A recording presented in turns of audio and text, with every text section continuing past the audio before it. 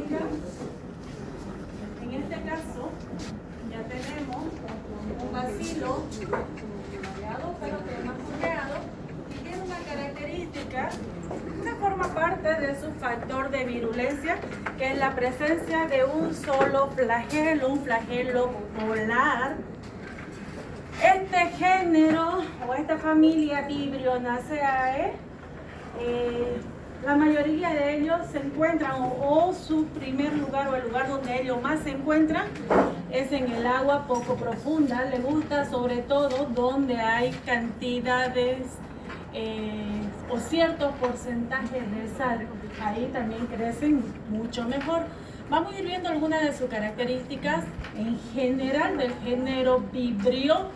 Son bacilos gram negativos, curvos, miden entre 2 a 3 micrómetros de largo, tiene un solo cilio, un flagelo polar y soporta bien los medios alcalinos. Podría crecer un pH de hasta 10 y en concentraciones altas de sal.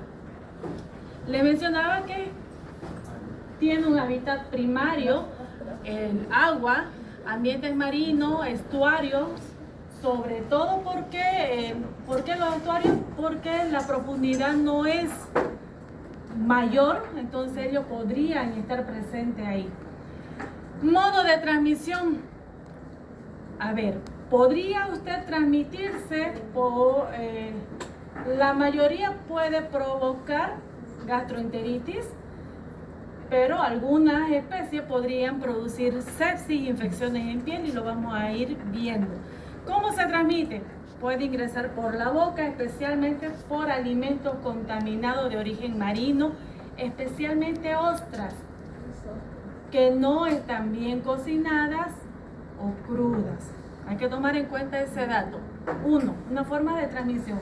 Otra forma de transmisión es entrar en contacto con estas aguas poco profundas si yo tuviera una herida preexistente.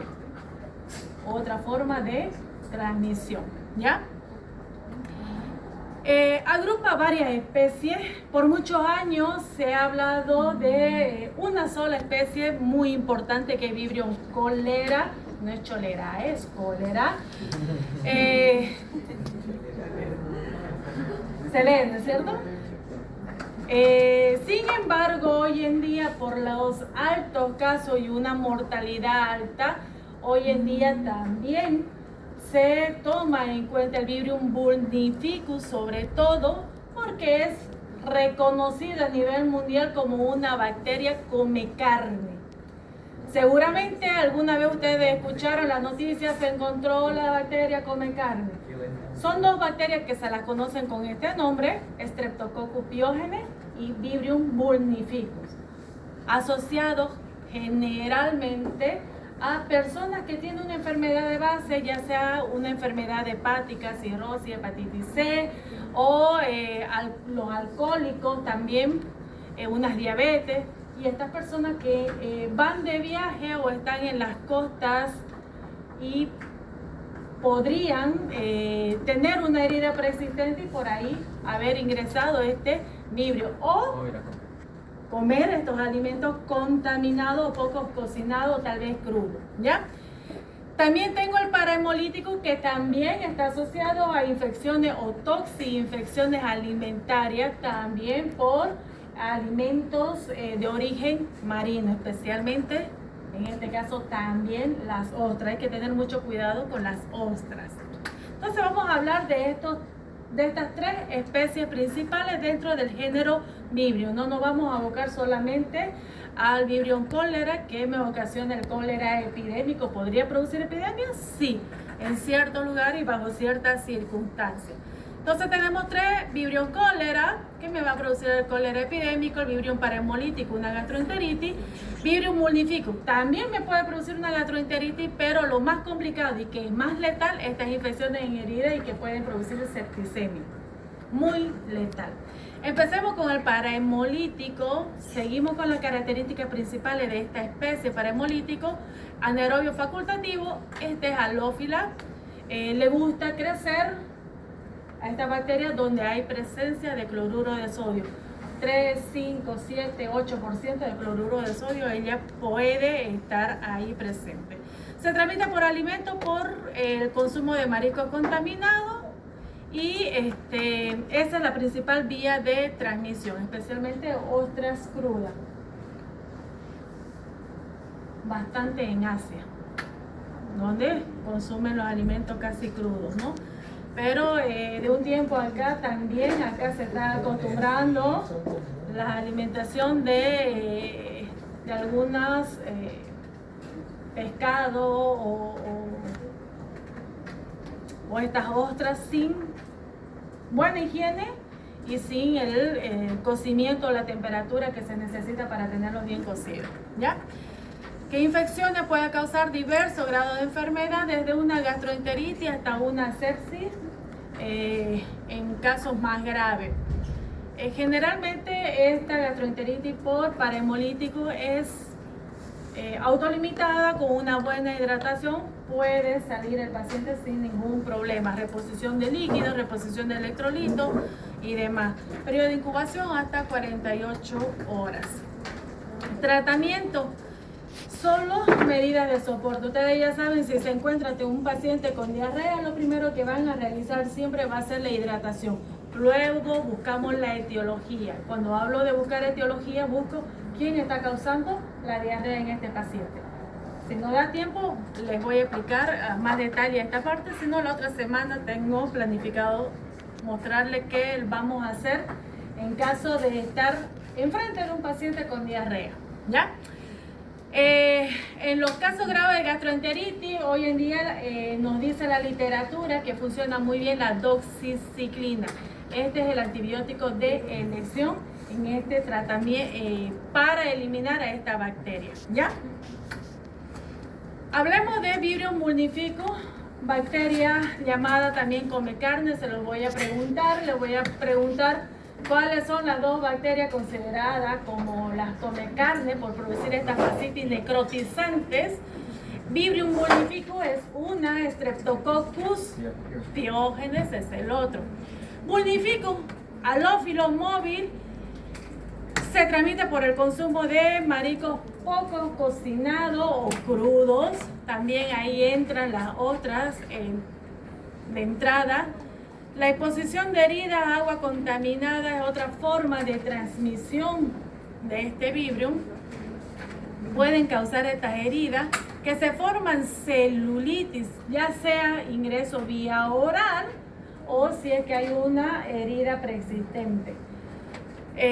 Muchas veces ustedes pueden encontrar estas celulitis que se forman muy rápido, y estas flictenas hemorrágicas. Ustedes buscan a veces una herida y no encuentran. Empiecen a sospechar. Pregunten si estuvo de viaje, cuándo llegó, qué estuvo haciendo para poder tenerlo. De repente una persona que trabaja en un restaurante, digamos, y se le antojó comer, se lo comió.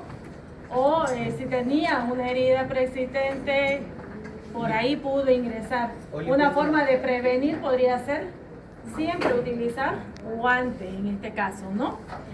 Pero muy rápidamente puede necrotizar, llega a la sangre, sepsis, la letalidad es muy alta. Cabe destacar algo, que para tener una letalidad alta, que sea muy rápido, se debe cumplir este factor de riesgo importante. Se los voy a preguntar. Son personas sobre todo que tienen dificultades a nivel hepático, personas con diabetes, personas que tal vez han sido trasplantados, también son es un factor de riesgo para esta persona. Si hay una herida persistente en un familiar y estamos de viaje, de vacaciones, que evite entrar al mar. Especialmente en la época de verano, cuando la salinidad del mar está en las condiciones óptimas para que pueda crecer esta bacteria, porque esta crece precisamente con estas condiciones de sal, es halófilo, ¿ya? Hay que tener mucho cuidado. El espectro de la enfermedad puede variar desde una gastroenteritis hasta una fascitis necrotizante. la tasa de letalidad supera el 50%. 50% supera, entonces alta. Hay que evitar buscar prevención. Siempre los alimentos bien cocinados, siempre. Más aún si estamos afuera. Acá podemos decir que ya somos inmunes a todo lo que nos comemos porque comemos de todo. Y siempre digo, Dios es boliviano, porque nos cuida mucho, de verdad. Pero si estamos de vacaciones afuera,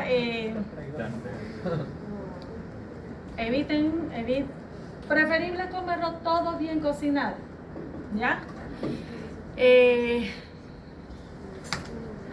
Ahí tienen el ejemplo, un paciente de 60 años con enfermedad renal crónica, diabético, de vacaciones en la región del Caribe, en Centroamérica.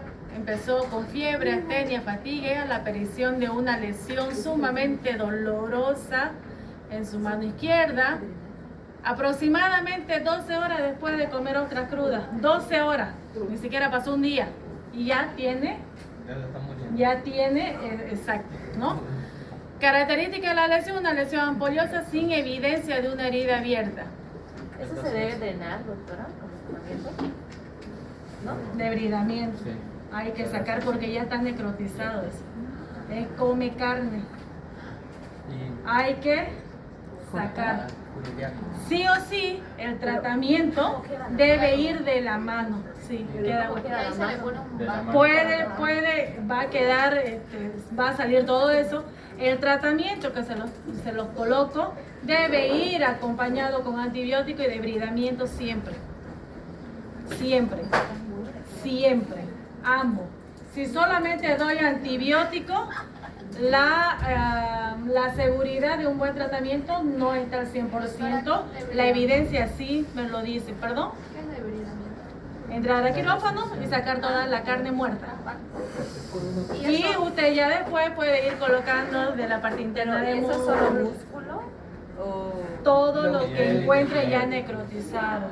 Por eso se tiene que actuar rápido. Y la importancia del consumo de estos alimentos bien cocinados, especialmente, ojo, ustedes esto van a encontrar en pacientes que cumplen con estos factores de riesgo. Si ustedes no son estos pacientes, tal vez solamente lleguemos a una gastroenteritis. ¿Sí? Y doctora, el periodo de incubación de la bacteria pues sería alrededor de las primeras 12 horas. Las primeras 12 horas periodo de incubación. A las 12 horas ya empiezan con esto, ¿no? a las 12 horas? Es rápido. Doctora, ¿y eso se vuelve a poner músculo o se Más adelante. Primero hay que sanar. Primero hay que sacar la bacteria que no siga. Tiene flagelo, ¿no? Entonces tengo que parar la infección, tengo que parar que siga y luego ya veré cómo voy restituyendo ese músculo. Sacando de otro lado y colocando, ¿no? Pero eso más adelante. ¿Ya? Pero puede llegar a necrotizar tanto que requiera amputación. ¿Puede? Puede progresar rápido, no amputación, porque como a las 12 horas su mano o su pierna va a estar intocable. Entonces, el paciente no va a esperar que pasen los días. Siente mucho dolor. Entonces, si yo actúo rápido, no voy a necesitar. Ahora, no debo sospechar en otras cosas. Siempre es bueno la historia clínica, preguntar todo lo posible al paciente. Si yo no lo escucho y no pregunto, muy rara vez voy a poder hacer un buen diagnóstico y buen tratamiento temprano, ¿no? Porque si no escucho muchas veces, tengo una fila, ¿no? De historia clínica. Sepan escuchar a su paciente. ¿Alguna vez ustedes han entrado y no los escuchan? ¿Alguna vez han entrado a consulta ni le miran la cara porque están a todo de escribir, porque hay harto que escribir? ¿Sí?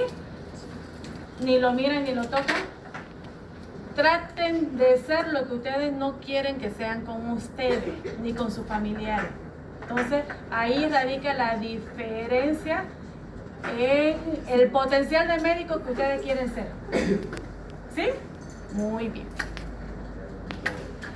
Antibióticos, cefotaxima, ciprofloxacina, acompañado siempre, como les decía, de debridamiento. Hablemos de Vibrio cólera, aquel vibrio que he estudiado por más de 100 años y hasta ahora siguen apareciendo nuevas investigaciones. Es la forma en la que este vibrio va a ocasionar daño. Es un bacilo que tiene una forma curveada. Tenemos dos cepas principales, la clásica y el TOR. La variedad, el TOR, es mucho más benigna que la forma clásica. Tenemos otros serogrupos. El serogrupo O1 y el O139 son los causantes del cólera epidémico. Si no tengo estos serogrupos, solamente voy a cursar por una gastroenteritis. Es más benigno. Se los voy a preguntar. O1 y O139. Si tengo esta cepa, estas son las que me van a producir el cólera epidémico. ¿Está bien? No es que haya desaparecido Vibrio cólera. Hoy en día se sabe que hay algunas variantes que son más benignas que otras, no son tan patógenas. Tal vez nosotros podríamos estar cursando por una gastroenteritis por Vibrio cólera, pero es mucho más benigno y no lo voy a pasar de paciente a paciente o hay una epidemia. Esto es lo que ustedes generalmente se van a encontrar en los lugares donde se producen epidemias por cólera. El paciente está postrado en un camastro. ¿Puedo seguir? ¿O lo doy por avanzado? En caso de epidemia, ustedes se encuentran con un paciente así, ¿no? Postrado en un camastro donde tiene un agujero, un tacho con su bolsa, directamente evacúa sus heces. No tiene tiempo para ir al baño. Más de 30 deposiciones por día. Estamos hablando de una gran deshidratación que acompañada de vómito aumenta mucho más, ¿cierto? Entonces, es una infección que es benigna o asintomática, les decía yo, siempre y cuando no tengamos estos serogrupos, pero podría producir epidemia si tenemos las cepas patógenas. Aproximadamente una de 20 puede tener la enfermedad en un estado grave. Hasta ahora se conoce que son estos serogrupos que sí están presentes en los casos de cólera epidémico. Hay una pérdida rápida del líquido corporal que lleva a un estado de postración y obviamente acompañado de una deshidratación. Factores de virulencia. Ustedes ya vieron a la bacteria, tiene flagelo, es un factor de virulencia. Su principal factor de virulencia aquí es su toxina, la toxina colérica. Este es el principal factor de virulencia. Sin embargo, los últimos estudios indican que aquellas bacterias que tienen este factor de virulencia son aquellas que me producen esta gastroenteritis mucho más grave, mucho más complicada. Son pilicorregulados con la toxina. Eso significa TCP. Y ustedes ya saben, tiene pili. Pili ayuda para la parte de la fijación y demás, pero aparte forman mucho filamento en la superficie de esta bacteria, haciendo como un muro que lo protege de la fagocitosis, como una biopelícula, pero no es tan impermeable, son puros filamentos. Vamos a decir como un cepillo de dientes encima de la bacteria. Aquellas que son patógenas que me producen este cólera epidémico tienen este factor de virulencia. Sin embargo, aún así, sigue siendo la toxina colérica el principal factor de virulencia de Vibrio cólera. Forma de transmisión: vía oral, por los alimentos contaminados con heces de una persona infectada con cólera. Entonces estamos diciendo que una persona infectada con cólera, que no hizo una buena asepsia de las manos, preparó alimentos y puede producir epidemia, ¿ya? No hay la forma interhumana, vamos a decir, o porque estoy lado a lado de mi compañera o compañero, podría tener cólera. No existe eso. A no ser que no me lave bien la mano, le dé la mano a mi compañera, mi compañero le preste mi lapicero, su lapicero estaba con resto de ese y a mí me gusta morder el lapicero y me prestó su lapicero. O sea, me estoy haciendo la película, pero es una forma que podría también ingresar, ¿ya? ¿Dónde se presenta como epidemia? Donde no existen condiciones sanitarias eficientes, especialmente donde hay falta de agua potable, ¿ya? Sobre todo eso, las alcantarillas, donde hay hacinamiento en épocas de guerra. La aparición es brusca. Vibrio cólera es muy parecido a Salmonella, muy parecido, incluso en cuanto a factores de virulencia, tiene el antígeno O, el antígeno H, pero a diferencia de Salmonella, Vibrio cólera tiene un periodo de incubación mucho más corto. De 2 horas usted ya podría empezar a tener los primeros síntomas. En el caso de Salmonella, después de 6 horas usted empieza a tener los síntomas, ¿no? Hay dolor abdominal, irritación de la mucosa y 30-40 deposiciones por día. Este es un diagnóstico clarísimo para ustedes que los va a ayudar a identificar que están enfrente de esta bacteria. Sin embargo, hay un virus también que es capaz de producir esta cantidad de evacuaciones y es el rotavirus, pero especialmente en los niños pequeños, menores de 5 años. ¿Cómo podría diferenciar una gastroenteritis por rotavirus y una gastroenteritis por Vibrio cólera? El color de la deposición. En el caso de Vibrio cólera, las deposiciones son blanquecinas como agua de arroz. Cuando usted lava ese arroz, ese color blanquecino del agua, muy parecido en las deposiciones del cólera o de Vibrio cólera. Está llenito de vibrio. Podría utilizar esta muestra para hacer una tinción gran claro. Ahí encontraría un bacilo curvo característico de Vibrio cólera. Muy. En este caso las S tienen gran cantidad de vibrio, claro, acompañada de células epiteliales, de fibrina y demás, por eso ese color. Y tiene un olor fétido, un olor a pescado en descomposición de paso, ¿no? Esto solo lo van a ver en Vibrio cólera, no hay otro. Si ustedes buscan qué bacteria produce la S con la tonalidad de agua de arroz, Vibrio cólera, no hay otro. Entonces, eso los va a ayudar a ustedes a hacer un diagnóstico rápido con un buen tratamiento.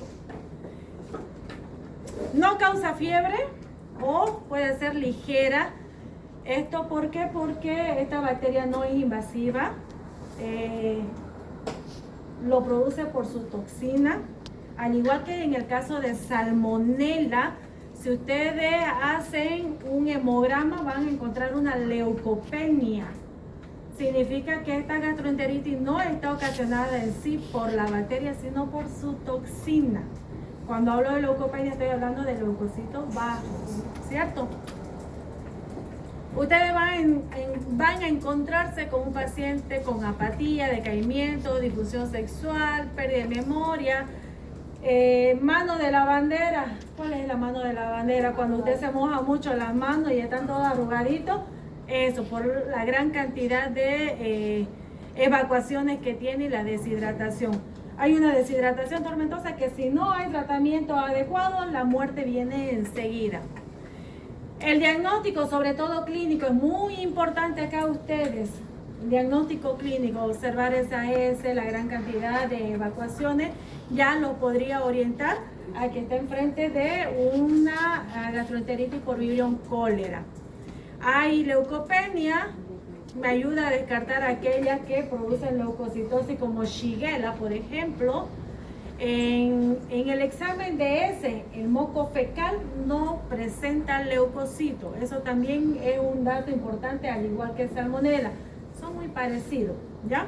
Porque presentan casi los mismos factores de condicionantes para que puedan producir daño. Tratamiento, primero siempre la hidratación. Necesitaría entre 15 a 30 litros por día, gran cantidad. Puede haber consecuencias hemodinámicas, sobrecarga en el corazón, pero es necesario esto. Lo pueden hacer utilizando muchas vías intravenosas, una de ellas la más común, pero también se puede dar con cucharilla. Aunque ustedes no crean, hidratando al paciente de cucharilla en cucharilla, se hace un buen aporte en general durante todo el día, ¿ya? En el suero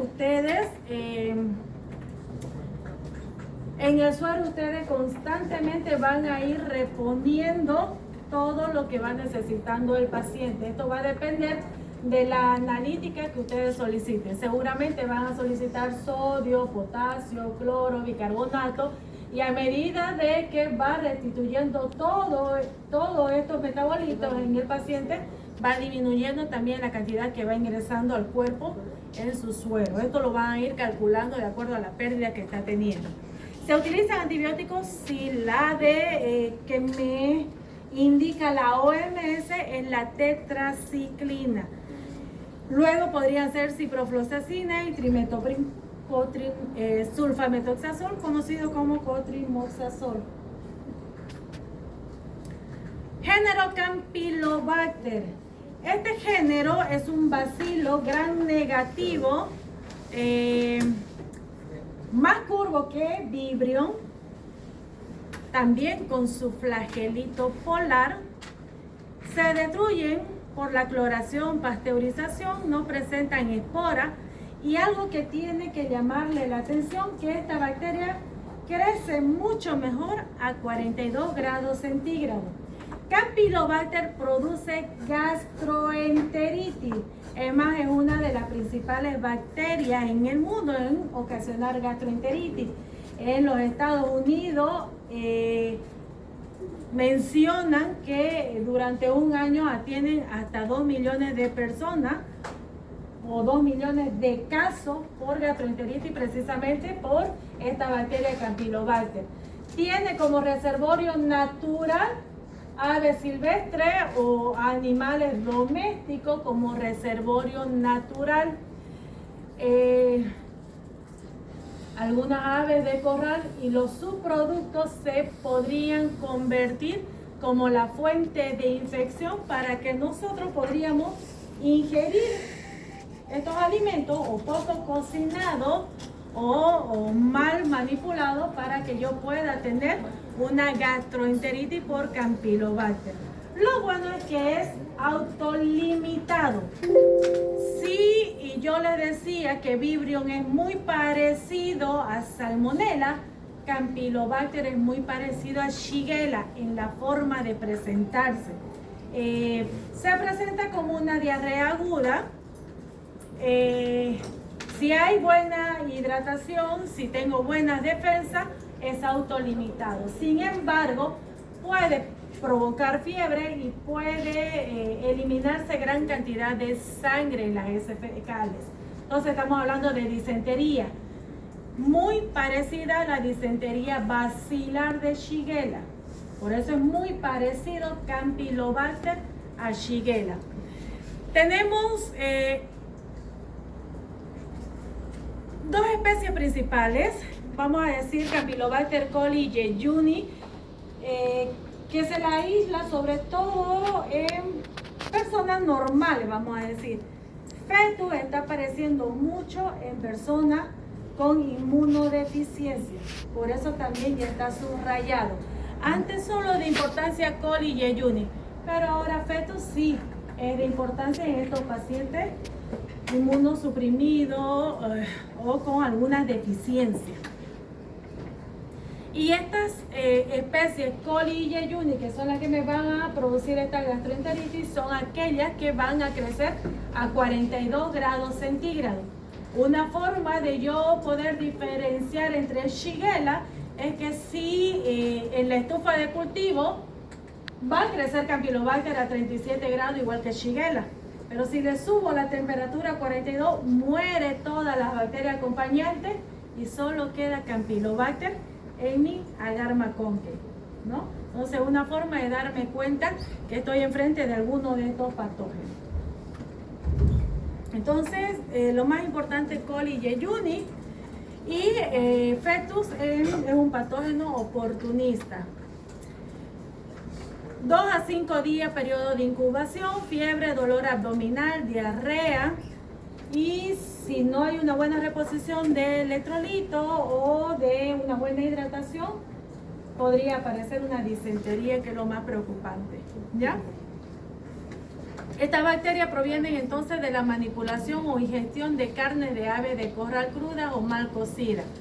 Inclusive, y se los puse ahí, pero haciéndole como resumen, cuando nuestros perritos, nuestros gatitos tal vez cazan un ave, vive como reservorio, va a estar reservorio natural en esta ave, no le va a pasar nada. Pero si este gatito o perrito mató a esta ave, se la come, tal vez él va a llegar a tener una diarrea. Y si este perrito o gatito duerme conmigo, es mucho más fácil que yo también pueda tener una gastroenteritis por este Campylobacter, ¿ya? Aislamiento, 42 grados, incubación microaerofilia, es un bacilo oral negativo curvo, oxidasa, catalasa positivo, ureasa negativo. Tratamiento, responde muy bien a la eritromicina. No me gusta irme directo a la citro. Cuando ya hay una resistencia primaria a la eritro, ya podría utilizar la citromicina. Sin embargo, es autolimitado si no hay presencia de fiebre ni de sangre. Si tenemos esto, empecemos con tratamiento con antibióticos, ¿ya? Para terminar, Helicobacter pylori. Segura estoy que muchos han escuchado a esta bacteria y que si hacemos un estudio para medicina social de prevalencia de Helicobacter pylori en estudiantes de segundo año durante la semana de exámenes. Ya, pero ¿qué se va a ofrecer a biopsia? No necesitamos biopsia, necesitamos buscar anticuerpos. Sangre. Sangre. A todito. Vemos qué característica tiene Helicobacter. Seguimos ante un bacilo gram negativo, mucho más curvo, como un espiral. Otra característica que ustedes pueden ver, la cantidad de flagelos que puedan tener, que salen de un mismo punto. O sea que va a tener mejor movimiento y mejor direccionado a donde va a ir a atacar. Y no es que ataca a cualquier lugar. No forma esporas, son microaerofílicos.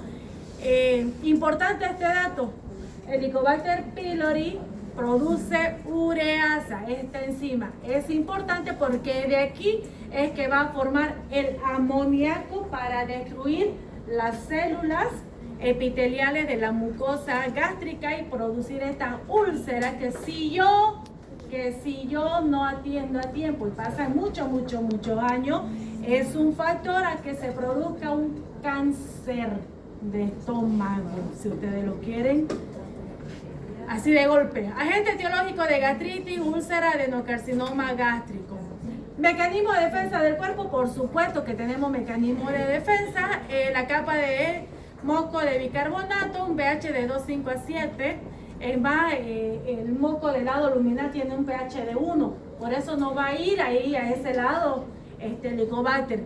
Helicobacter crece en un pH de 6,5 a 7, entonces me voy al lado epitelial. De ese lado es que Helicobacter va a ir a atacar para producir las úlceras, ¿no?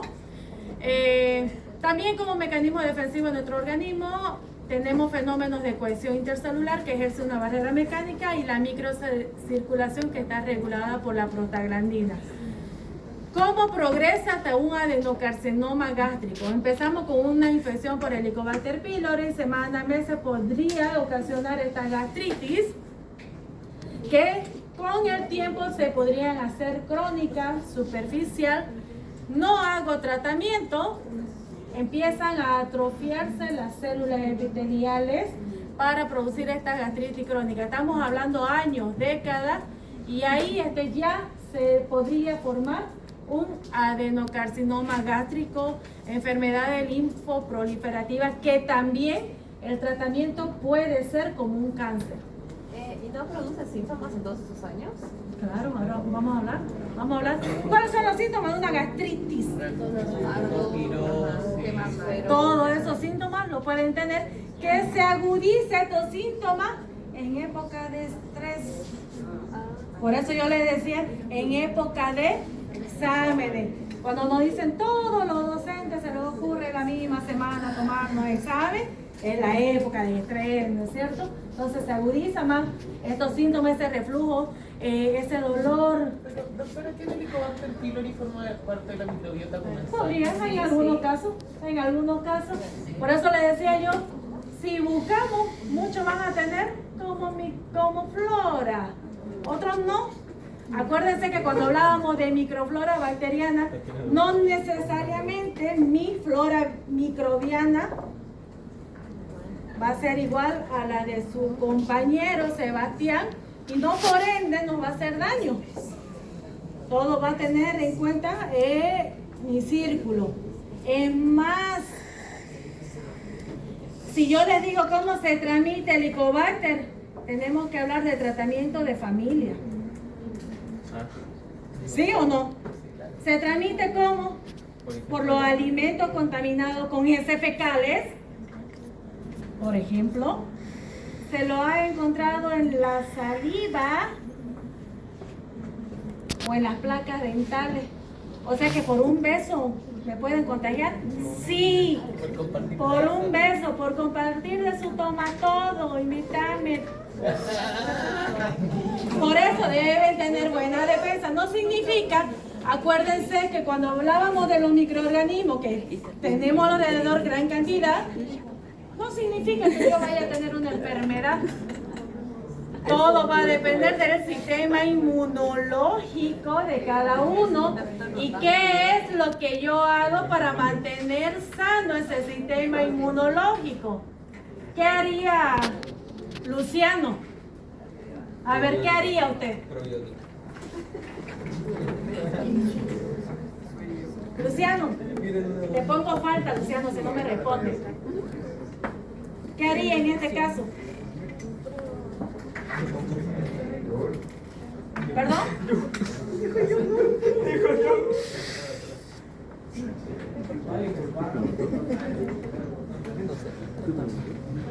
Yo le digo que el examen no va a estar fácil. Si ustedes solo prestaran atención cuando yo estoy acá al frente, les aseguro que tienen el examen aprobado. Solo prestando atención, no necesitarían estudiar, solo repasar. Pero si ni prestan atención, ¿cómo?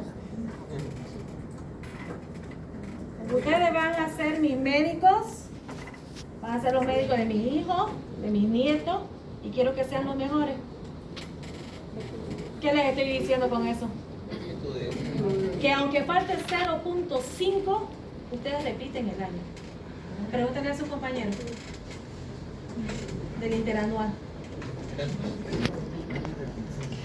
50.3. No puedo hacer mucho, ¿cierto? Quiero que sean los mejores.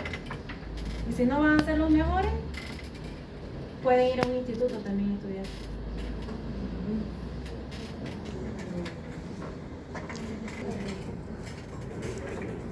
Okay.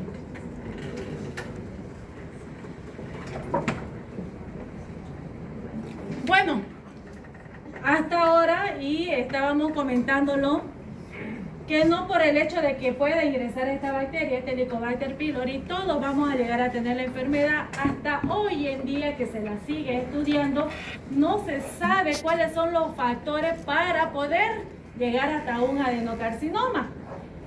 las estadísticas me dicen que son muy pocos los que llegan a este nivel, 2% del total, ¿no?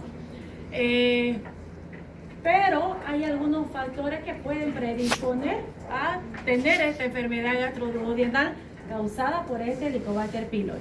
Factores bacterianos, factores del huésped y factores ambientales. En el caso de factores ambientales, todo lo que sea insalubre, saneamiento básico, agua potable, lugar geográfico, podría ser un factor en cuanto al ambiente.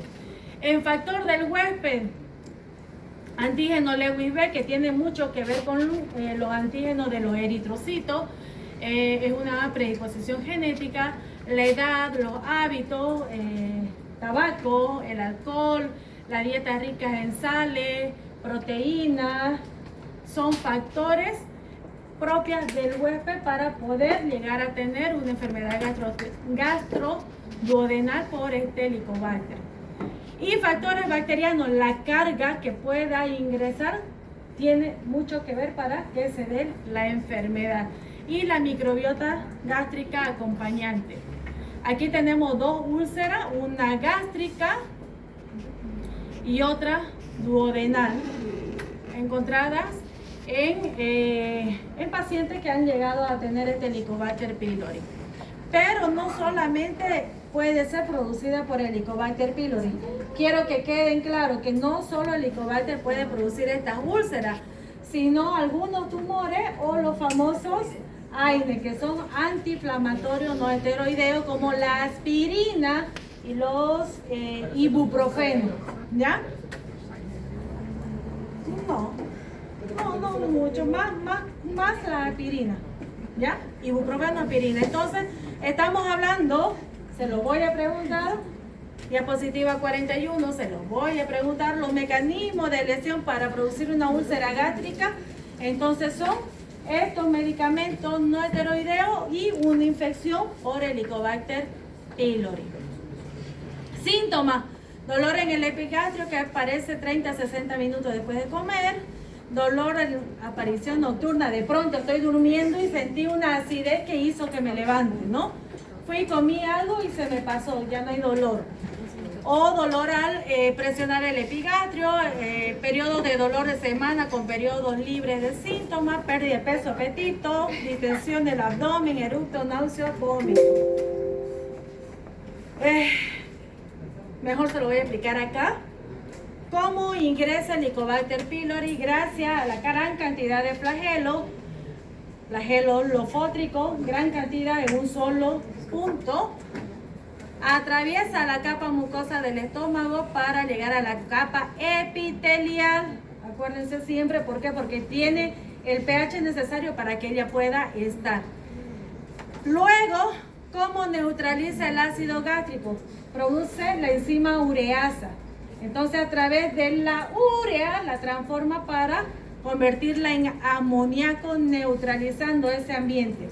Una vez neutralizado, es amoníaco tóxico, neutraliza este ácido gástrico, hay migración de mucho más Helicobacter y este amoníaco empieza a destruir las células epiteliales, formando así esta úlcera gástrica, ¿ya? Factores predisponentes, entonces consumo de alcohol, fumar, comida irritante, AINES y el estrés. Diagnóstico, ¿cómo van a diagnosticar? ¿Se puede realizar biopsia? Sí. Se puede hacer la búsqueda de anticuerpos tomando muestras de sangre. Es una prueba rápida, como hacer una prueba de embarazo, tal cual. Se toma la muestra de sangre, se separa y utilizamos el suero del paciente para hacer la prueba. Y la prueba del aliento. Generalmente esta prueba del aliento se la puede realizar el mismo día de que el paciente va a ir a hacerse la toma de muestra de sangre. Se lo hacen en ayuna y funciona como el alcotel que nos hacen a veces los policías de soplar, tal cual como ustedes ven. Se le da al paciente una tabletita de urea marcada con carbono 13 o 14. Generamos nosotros esta urea en el cuerpo, no es tóxico, además es pequeña cantidad. Y luego de 10 minutos se hacen soplar esta bolsita, que la ponen en contacto con el equipo para medir la cantidad de carbono liberado. Si hay presencia de Helicobacter que produce esta ureasa, al encontrarse con la pastilla de urea, la destruye y el carbono queda en el ambiente para poder ser medido por el aliento. Es una forma de diagnóstico. Voy a aumentar uno. La detección o búsqueda del antígeno. Búsqueda del mismo Helicobacter, pero en heces fecales. También es una prueba rápida y esta prueba se la utiliza principalmente para saber si el tratamiento instalado fue bueno. Si ya no está eliminando el Helicobacter en las heces fecales, el tratamiento fue bueno y deja de seguir tomando el tratamiento. ¿Cuál sería el tratamiento? Es una triterapia. Son 2 antibióticos más un inhibidor de protones, amoxicilina más claritromicina, unido a un omeprazol. Esta es la mejor triterapia que hay hasta hoy en día. Primero se hacía con metronidazol. Hoy en día el 80% de los pacientes, de las bacterias del Helicobacter pylori ya tiene la resistencia a metronidazol. Se ha cambiado hace unos 2 años atrás ya por la amoxicilina y se tienen muy buenos resultados. Ahora, lo que no se sabe hasta ahora es el tiempo de tratamiento. Muchos estudios hay sobre esto, donde se da tratamiento 1 semana, 2 semanas o 3 semanas. No hay un consenso todavía y no se sabe por qué. Con ciertos pacientes 1 semana fue suficiente para erradicar a esta bacteria y otros han necesitado hasta 3 semanas de acción con la triterapia. En estos casos necesitamos sí o sí hacerle la prueba de antígeno con la muestra de heces fecales para determinar si el tratamiento fue bueno o no. Es lo más fácil. ¿Ya? ¿Quién lee? A ver, Luciano, lea fuerte.